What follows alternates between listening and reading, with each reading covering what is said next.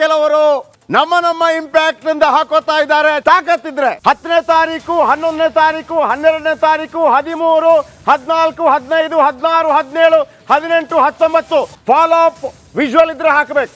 ನಾನು ತೋರಿಸ್ತೀನಿ 4:30 ಗಂಟೆಗೆ.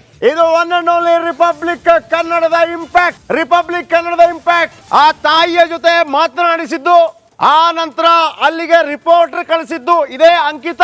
ನಿರಂತರವಾಗಿ ಅಲ್ಲಿ ಸಂಪರ್ಕದಲ್ಲಿದ್ದು, ಅಲ್ಲಿ ಆದೇಶ ಸಿಕ್ಕ ನಂತರ ವಾಪಸ್ ಅಲ್ಲಿ ಮುಚ್ಚುತ್ತಾರೆ ಅಂತ ಹೇಳಿದಾಗ ಇನ್ನೊಬ್ಬ ರಿಪೋರ್ಟರ್ ಅನ್ನು ಕಳಿಸಿದ್ದು ರಿಪಬ್ಲಿಕ್ ಕನ್ನಡ. ಅದರ ಇಂಚಿಂಚು ಮಾಹಿತಿಯನ್ನು ಕೂಡ ಕೊಡ್ತೀನಿ. ಇಂಪ್ಯಾಕ್ಟ್ ಅಂತ ಯಾವುದೇ ಚಾನೆಲ್ ಹಾಕೊಂಡ್ರು ಕೂಡ ಅದು ಕೇವಲ ರಿಪಬ್ಲಿಕ್ ಕನ್ನಡಕ್ಕಿರುವಂತ ಅರ್ಹತೆ ಮಾತ್ರ. ನೀವು ಅಲ್ಲಿ ಸ್ಪಾಟ್ ಅಲ್ಲಿ ಇದ್ದ ವಿಜುವಲ್ ತೋರಿಸ್ರಪ್ಪ.